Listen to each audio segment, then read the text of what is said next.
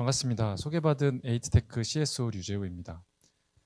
저희 에이트테크는 로봇과 인공지능 기술을 활용해서 재활용 쓰레기를 물리적으로 선별하는 데 혁신을 만들어내려고 2020년부터 지금까지 집중해 오고 있습니다. 보시는 영상 자료인데요. 보통 전국에 있는 굉장히 많은 쓰레기 선별장이 있습니다. 국내에는 수백 개, 수천 개 정도, 글로벌하게 보면 수만 개 이상의 재활용 선별장들이 우리가 살고 있는 어떤 거주 지역에서 다소 조금 벗어나서 수도권이라고 하면 화성시라든지 이런 좀 외지에 많이 몰려서 쓰레기들이 가서 물리적으로 선별이 돼서 재활용이 되고 있는 상황입니다. 저희는 보시는 것처럼 여러 로봇 기술 그리고 인공지능 기술을 활용해서 사람이 보통 선별하던 그 고도화된 기능을 자동화하는 데 집중을 해왔습니다.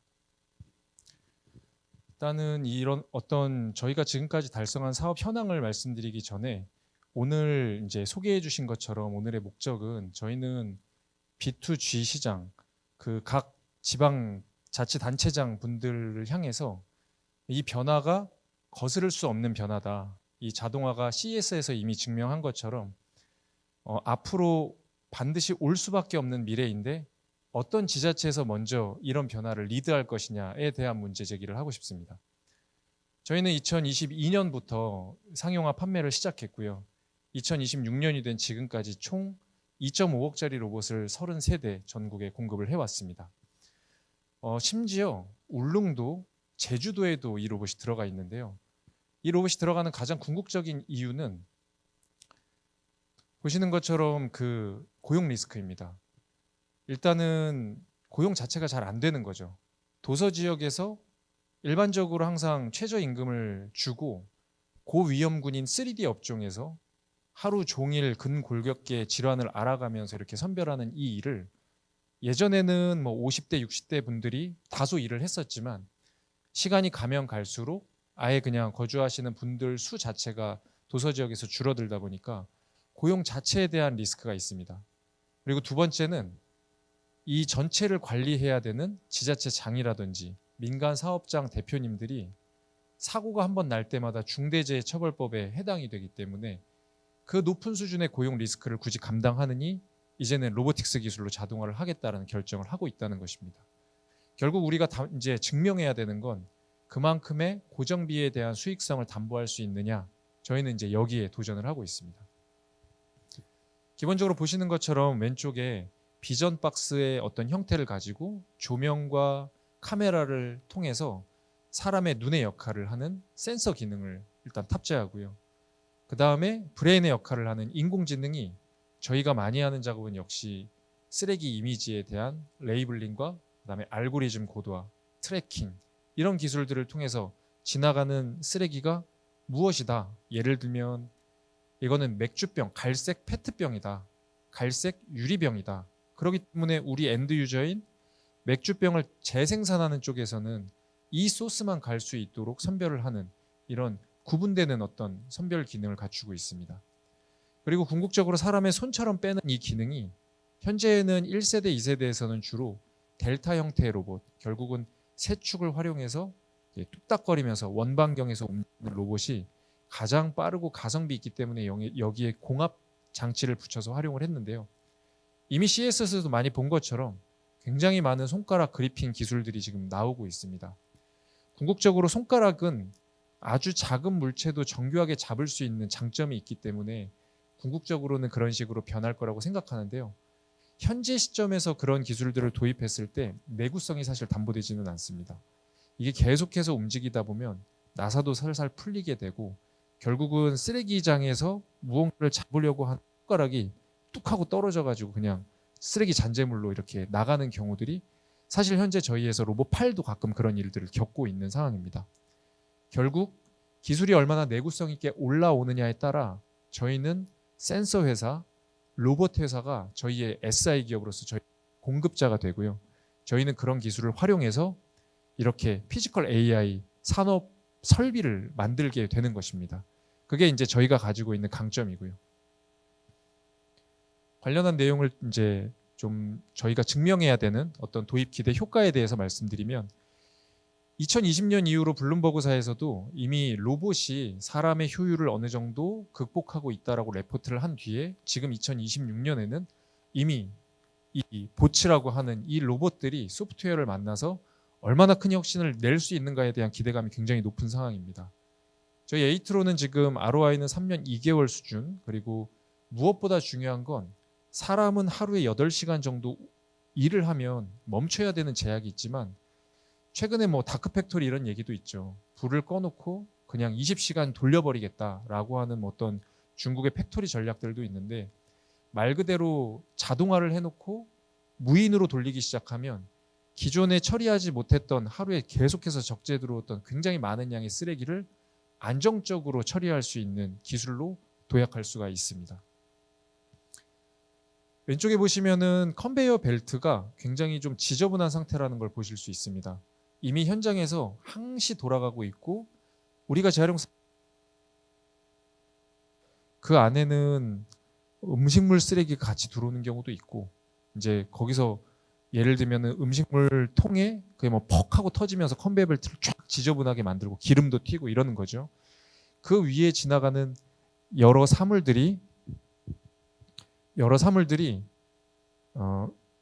유리병끼리 알루미늄 캔끼리 또 종이, 비닐 그리고 여러 종류의 각 플라스틱들 예를 들면 페트, P, PS 이런 유들을 구분하는 게 지금 산업계에서 요구하는 재활용의 기준들입니다.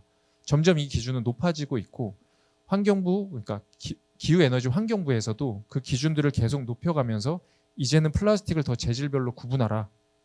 제재조 생산을 할 때 플라스틱에 이제 재활용이 된 페트는 어느 정도 더 의무적으로 섞어라. 이런 기준들은 계속해서 높아지고 있습니다. 또 유럽으로 나아갈 때는 이미 그 기준 수준은 저희 우리나라가 내부적으로 가지고 있는 수준보다 2~3배 정도 높은 게 또 사실이기도 합니다. 저희는 이런 기준들을 염두하고서 이제 데이터 라벨링 시스템을 갖추고 있고요. 하나의 스타트업으로서 이렇게 소프트웨어만 공급하는 회사로 접근하는 게 일반적인 스몰화된 방식입니다. 하지만 저희는 하드웨어까지 다 총체적으로 관리할 수 있어야 이 어떤 산업의 진정한 혁신을 만들 수 있고 하나의 회사로서 매출 캐파도 크게 높일 수 있다고 판단을 했습니다.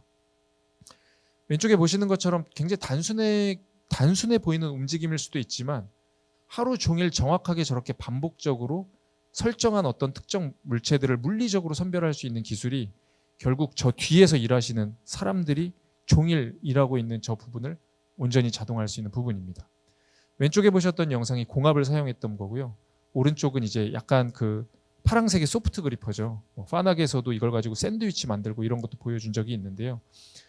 유리병 같은 경우, 뭐 도시락판 같은 경우는 저렇게 손가락 소프트 그리퍼를 통해서 잡는 게 더 효과적이다라고 저희가 판단하면서 여러 가지 그리퍼들을 테스트하기도 하고 있습니다.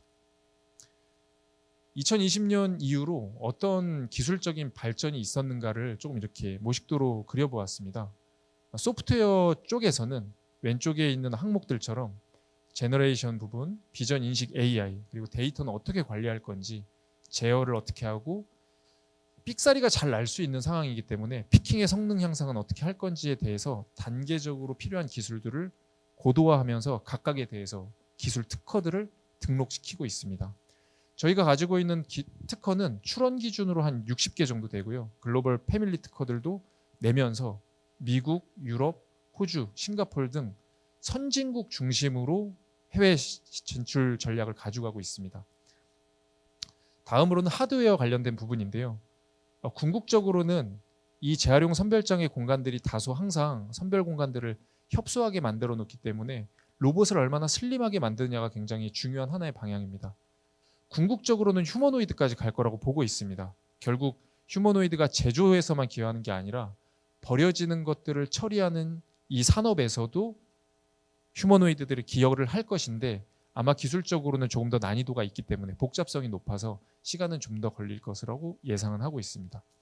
그 외에도 어떻게 잡을 것인지, 부대적인 어떤 소모품들은 어떻게 내구성을 높일 것인지, 그리고 맨 마지막에 있는 부분은 로봇만으로 모든 문제를 해결할 수는 없습니다. 선별장에서도 사람 말고 다른 설비들이 같이 성능 기여를 하고 있기 때문에 이 여러 물리적 선별 장치 안에 인공지능을 붙여서 이 선별 장이라고 하는 커다란 설계 라인에 전반적인 혁신을 만들어내는 게 저희의 사업 목표입니다. 이번에 혁신상을 받은 모델입니다. 저희는 선별장에서 기여하는 모델뿐만 아니라 이동형, 어떻게 보면은 다배출되는 이런 많은 시설들이 있습니다. 경기장, 백화점, 리조트, 공항, 순간적으로 이제 재활용 쓰레기들이 우르르 하고 나오는 곳에 잠깐 뭐 5명, 10명 고용했다가 선별하고 또 한참 쉬고, 이런 고용의 안정성을 유지하기가 어려운 이런 곳에 보시는 것처럼 컨베이어 벨트가 계속 도는 게 아니라 들이부으면 일정 구간 이동하고 센싱하고 로봇이 다 종류대로 각 토출구에다가 선별을 해내고 다시 또 일정 부분 지나가게 하면서 각 재활용품들을 정확하게 소팅하는 기능들의 결합으로 저희는 덤프 앤 고, 붓기만 하면 이제 이 프로세스가 진행된다라고 하는 멀티트론 모델로 이번에 혁신상을 받았습니다. 전반적인 어떤 영상을 통해서 모식도를 보여드리려고 하는데요. 궁극적으로 이 멀티트론은 휴머노이드 타입까지 결합될 것으로 보고 있습니다. 각 지자체에서도 이 모델을 사용할 수 있고요. 재활용 쓰레기를 그냥 구분하지 않고 마음대로 버려도 그 안에서 선별할 수 있는 인공지능 기술과 로봇 기술의 결합을 통해서 앞단의 쇠, 자석에 붙는 건 자력 선별기로 한번 붙여버리고, 그 다음에 밑에 잔재를 털 수 있는 거는 진동 스크린을 지나가면서 빨간색 부분이죠, 털어버리고, 휴머노이드 타입이 계속해서 고도화될 텐데 공합 방식이든 그리퍼 방식이든 정확하게 구분해서 각 토출구 쪽으로 밀어내고, 그 뒤에는 저희가 자신 있게 또 활용하고 있는 델타 타입의 로봇을 통해서 이 종류에 맞는 물품들을 선별하는 것을 목표로 하고 있습니다. 대략 이제 거의 마지막 페이지인데요. 저희가 궁극적으로 꿈꾸는 건 이 선별 현장, 하루에 정말 다 감당할 수 없어서 마구잡이로 흘려보내고 있는 그런 선별장의 상황들이고요. 이번에 8월 달에 지방선거를 통해서 지자체장으로 새로 부임하시게 되는 분들도 각 지역에 있는 재활용 선별장을 분명히 보시게 될 거고 관리를 하시게 될 건데, 그 생각보다 많이 켜켜이 있는 비효율성에 좀 놀라시게 될 겁니다. 근데 어떤 산업이 됐던 결국 기술이 그것을 혁신할 것이고, 저희는 그 기술이 AI 기술, 로봇 기술, 그리고 마지막으로는 이 엔지니어링이 연결되는 플랜트 기술의 결합으로 결국은 완전 자동화, 무인화가 될 거라고, 관제 방식으로 하루에 20시간씩 돌리면서 재활용률을 극단적으로는 기존의 한 30-40% 수준에서 70-80%의 수준으로 높여갈 거라고 예상하고 있고요.